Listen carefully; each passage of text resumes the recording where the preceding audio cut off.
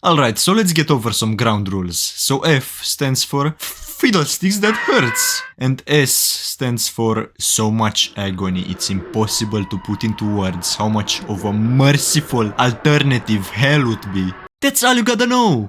Let's get into it. We'll start with a crispy appetizer before we get into the more messed up fates. Not that our starter isn't horrific. First off, we have Curly from Mouthwashing. Curly was the captain of the Tulpar, a space vessel that held industrial quantities of mouthwash. But due to his poor leadership, one of the crew members named Jim Bob crashed the ship into an asteroid. And whilst Curly tried to save the day, he got caught in the blast and got his body hair professionally exfoliated, along with 99% of his skin. But by some perverse miracle, he survived. Not sure if Anya had a stockpile of Resident Evil magic juice or Curly himself just had the fortitude of the fucking juggernaut, but either way, Curly was still wrecked.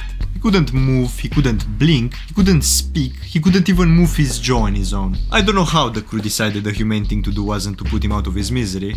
Well, I know one guy who definitely pushed towards keeping him alive. You see, the worst thing about Curly's excruciating state of being wasn't the lack of epidermis, but the fact that now he was completely at Jimmy Beam's mercy. After the crash, Curly could only watch as the person at fault for their predicament lied to the remaining crew about who was responsible and continued to ruin their lives further, somehow. And that's skipping over the physical abuse too. Jeremy decided that ruining Curly wasn't a good enough punishment for his crime of judging his MLP figurine collection, so he decided to also beat and mock him on occasion. Juxtaposition, my man! You already Hisashi Uchid him, what else do you want? Curly could merely watch as Jinkel's mental state deteriorated to the point he cut off his leg and force-fed it to him for shits and giggles. Curly's suffering culminated when Jimatron blew his brains out after placing Curly in a cryopod, leaving him the sole survivor of this catastrophe whilst extending his suffering indefinitely. All in all, I think he fits well into C tier. As opposed to some others we'll be talking about, Curly's hell has a set endpoint, that being when the cryopod runs out of battery. And also, Curly did have a bit of his suffering coming.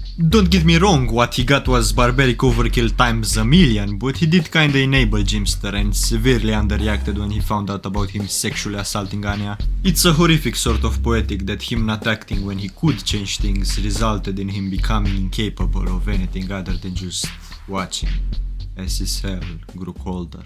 Anyway, up next we have the strawberry twink himself, Diavolo, the main villain from JoJo's Bizarre Adventure Part 5. After he got defeated by Giorno's Deus Ex Machina, he got put into the Infinite Death Loop. From the name you can probably determine it's not a good time. Giorno's ability is called Return to Zero, and this effect manifested on Diavolo by never allowing him to reach the final moment of his death, and pulling him into a different permutation of his execution right as he is on the cusp of a peaceful oblivion. Do you follow? Hope you do, because I hardly am. At first, you'd think Diavolo's fate is pretty simple. Hell, it kinda is. The name describes it well enough. Infinite death loop, dying infinitely in an infinite amount of ways, from getting stabbed by a homeless junkie to being paralyzed but aware whilst someone performs her autopsy, to whatever this little girl had in store for him.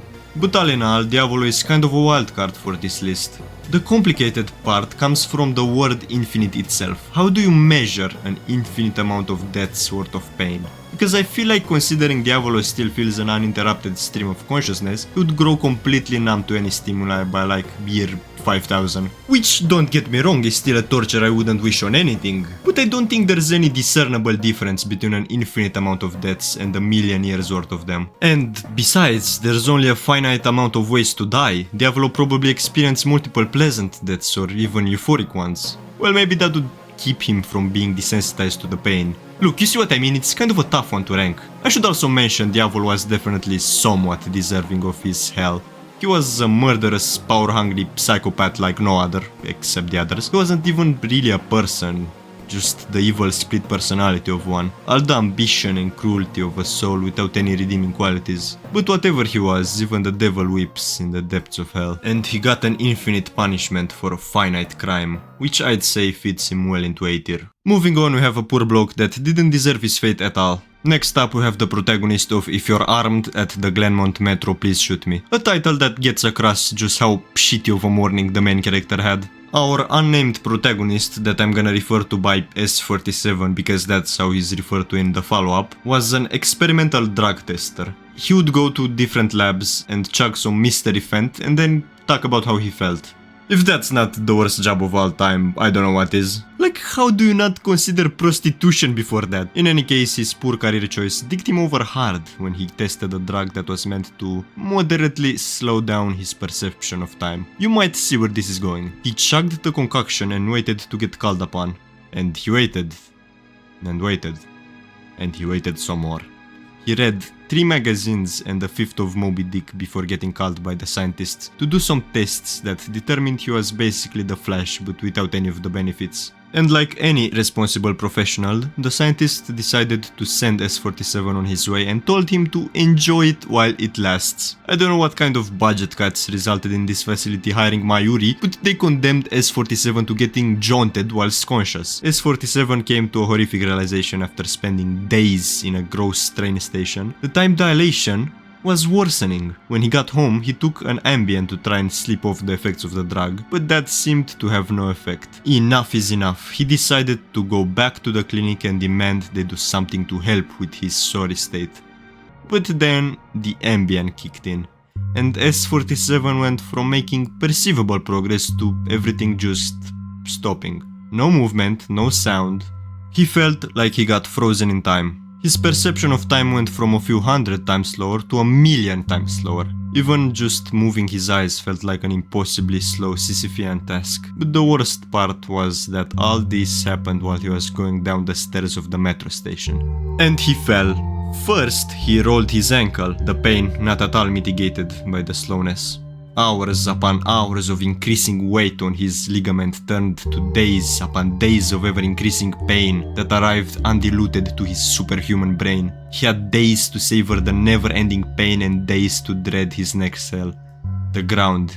He landed on his shoulder. At first, the impact feeling imperceptible, but slowly yet surely the pressure grew, bringing with it an ever-increasing pain as his shoulder popped out of his socket in what felt like a painful moment being extended into a hell of chronostasis. He could admire just how every fiber of his being sent nerve signals of fresh agony for days on end. By the time he stopped, he had plenty of time to come up with a plan. That plan being jumping in front of a train. It might not impress with its complexity, but when any other alternative was centuries of his ligaments crying for relief as they just got shattered, it would probably seem like genius to you. But then his problem got worse. Oh, so much worse. The massive slowdown on the stairs was just the beginning of the cross-reaction between the Ambien and the slowdown fent. He blinked. Years of darkness followed. His world became a dark abyss with only the pain of his body keeping him company. That and the voices born from his hyper-accelerated mind. Suddenly the plan of getting run over by a train doesn't sound as good now that it involves getting ripped to pieces for countless lifetimes. So what can he do? Well, only one thing really. Suffer for 8 million years. This, in my opinion, is just a smidge worse than Diavolo's death loop. In terms of human experience, 8 million years is indistinguishable from an infinite amount. You become insapient meat by year 10,000. But the worst part of S-47's plight, as said by he himself, was the boredom. Every single permutation of his neurons happened already countless times before. Every thought he could think, he milked dry of any stimulation. I can relate to him. I had chemistry class with Miss Kretsu just this morning, and in spirit I aged 2 million years at least. 8 year. Ironically, that last one took quite a bit, huh? Might have to hurry up with these next few. Lightning round, baby. Agni from Fire Punch. He has the regen of Deadpool, but also still feels pain, and he meets with a guy that can make fire that's impossible to ever put out. They get into a small disagreement, and long story short, Agni skips from well done to congratulations. And he stays that way for longer than he would hope for due to his healing factor. That's a little oversimplifying it, because I skipped a lot of the lore and a lot of incest, but it tells you enough to understand why it goes to B tier.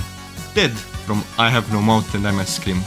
What some might call the slimy face of the trope. He got turned into a slug thing with his perception of time twisted.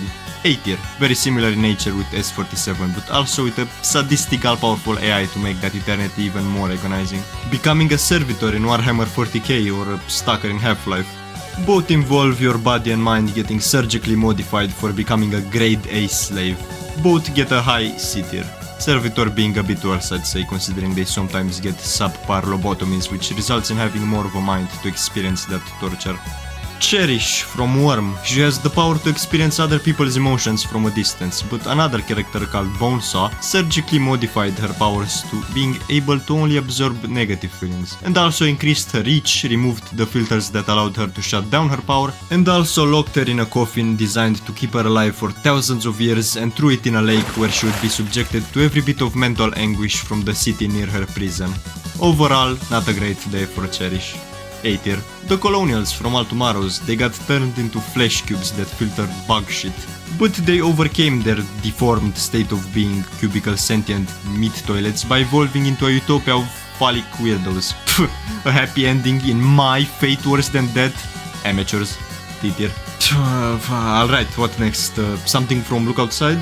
The worst one would be the mask ending, which would definitely go to S tier, but I already kinda made a video on it. Nah, I gotta do something different, let's see. Getting defiled by the worms, I guess. B tier. Being an AI in an Oni Plays video. A tier. I'm neither joking nor gonna elaborate. If you know, you know.